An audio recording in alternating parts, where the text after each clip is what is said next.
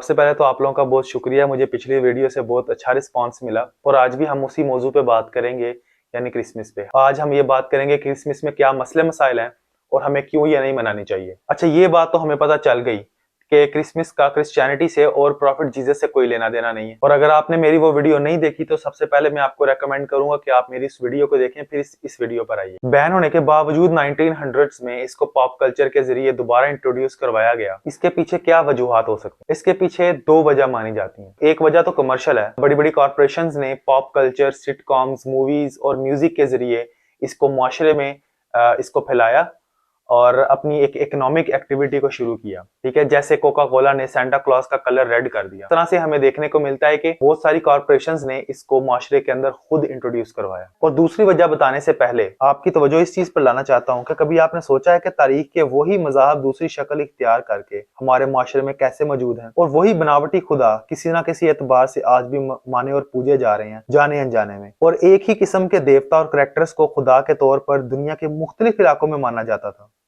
जबकि कई ऐसे इलाकों का आपस में कभी कोई राब्ता ही नहीं था। ऐसा कैसे मुमकिन हो सकता है?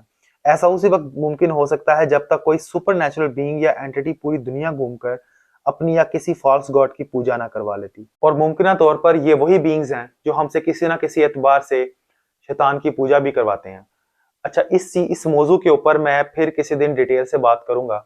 ये एक बहुत बड़ा टॉपिक है, इसको बाद में हम टच करेंगे। अक्सर लोगों ने मुझसे पूछा कि कमर यार, अगर हम इस क्रिसमस को मना भी लें तो इसमें क्या मसला है? हमारी नीयत तो साफ है, it's just for fun, it's just a family fuzzy festival. लेकिन मैं अगर आपसे कहूं कि आप क्रॉस पहन कर घूमें या माथे पे बिंदिया लगा के फिरें जस्ट फॉर फैशन, तो क्या आप ये कर लेंगे? आप ये कभी भी नहीं करेंगे। इसकी वजह यह है कि इसका ताल्लुक किसी मजहबी अकीदे से है और इसी तरह क्रिसमस का ताल्लुक भी शिरकिया अकीदों से है। ठीक है, इसके ऊपर मैंने डिटेल से अपनी पिछली वीडियो पे भी बात की है। क्रिसमस ना सिर्फ एक शिरकिया फेस्टिवल है बल्कि एक शैतानी फेस्टिवल है। अगर ये क्रिश्चियन फेस्टिवल भी होता और आप इसको 25 दिसंबर वाले दिन हजरत ईसा की पैदाइश का दिन मना रहे होते तो इसका मतलब है कि आप हजरत ईसा को अल्लाह ताला का बेटा मानकर मना रहे हैं। तो इस फेस्टिवल को मनाने से पहले आप जरा सोचिएगा। So let's come back to the topic, the problem with modern day Christmas and why we should boycott it. अच्छा, मैं 9 पॉइंट्स वो डिस्कस करूंगा, जिसमें से सबसे पहला पॉइंट हमारे पास आता है, वो है कंसेप्चुअल फ्लॉ। क्रिसमस का एक कंसेप्चुअल फ्लॉ ही इतना बड़ा है। इसको कहा जाता है कि प्रॉफिट जीसस की बर्थ डेट है, जबकि वो नहीं है। और अब तक हम ये चीज जान चुके हैं और काफी लोग भी इस चीज को मान चुके हैं। इवन के क्रिश्चियन रिसर्चर्स और हिस्टोरियंस भी इस चीज को मानते हैं। और दूसरा मेरा पॉइंट ये है,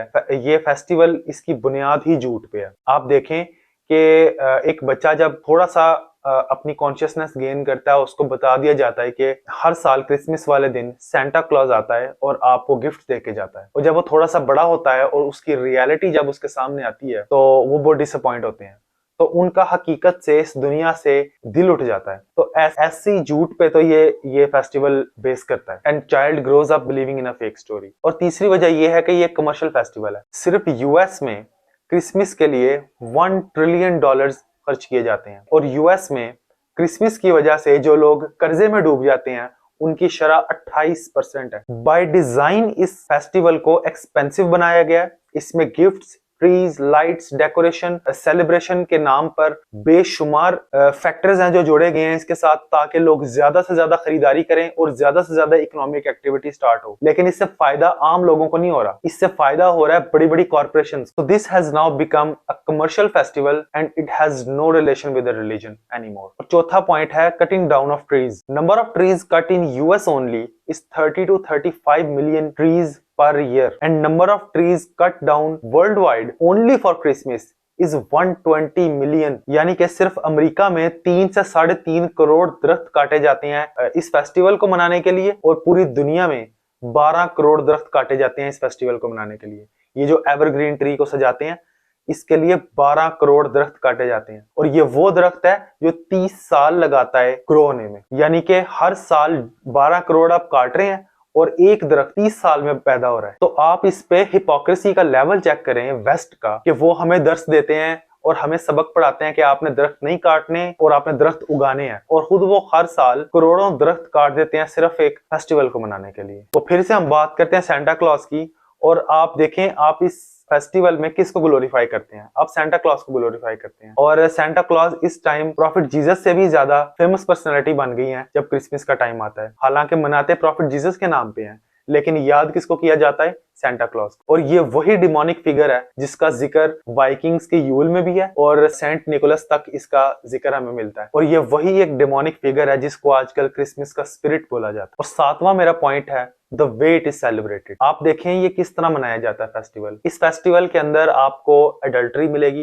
ड्रंकन पार्टीज मिलेंगी, अल्कोहल्स मिलेगी और एक्सट्रावेगेंस, लेविशनेस, सेल्फिशनेस मिलेगी और शो ऑफ मिलेगा। तो देखें आप ये किस तरह का फेस्टिवल है। क्या ये गरीब इंसान मना सकता है? और इसी से मैं अपने अगले पॉइंट पर जाता हूँ, आठवां पॉइंट मेरा, जो कि है कि प्रॉफिट जीसस की टीचिंग क्या थी। हजरत ईसा क्या सिखा के गए थे हमें? हजरत ईसा हमें मुफलिसी के साथ रहना सिखा के गए थे। हजरत ईसा का अपना लाइफस्टाइल कैसा था? और आप आज देखिए क्रिसमस जो उनके नाम पे मनाई जाती है, एलिजिडली उनके नाम पे जो मनाई जाती है, तो उस किस दिन हमारा क्या लाइफस्टाइल होता है? तो so it is completely opposite to the teaching of prophet Jesus. और मेरा लास्ट पॉइंट है, वो मैं आप लोगों को रियलिटी चेक देना चाहता हूँ, वो है मुस्लिम आइडेंटिटी क्राइसिस। कि हमारा अलमिया ये है कि आज क्रिसमस के बारे में उनके बिब्लिकल स्कॉलर्स और रिसर्चर्स और उनके हिस्टोरियंस भी इस बात को मानते हैं कि क्रिसमस की कोई बुनियाद नहीं है, क्रिसमस एक पेगन फेस्टिवल है, लेकिन हमारे यहाँ मुसलमानों ने इसको मनाना है। तो why are we so impressed? हम हर वेस्ट से आने वाली चीज को आमीन क्यों बोलते हैं? क्या हमारे अपना कोई कल्चर नहीं है? क्या हमारा अपना कोई फिल्टर नहीं है इसको देखने का? इसको मैं कल्चरल इन्वेजन का नाम दूंगा। आजकल के दौर में जंगों से और आर्मी से अगली कौम को फतह नहीं किया जाता। आजकल के दौर में अगले कौम की सोच पे हमला किया जाता है, उनके कल्चर्स और उनके ट्रेडिशंस पे हमला किया जाता है। तो ये एक तरह की कल्चरल इन्वेजन है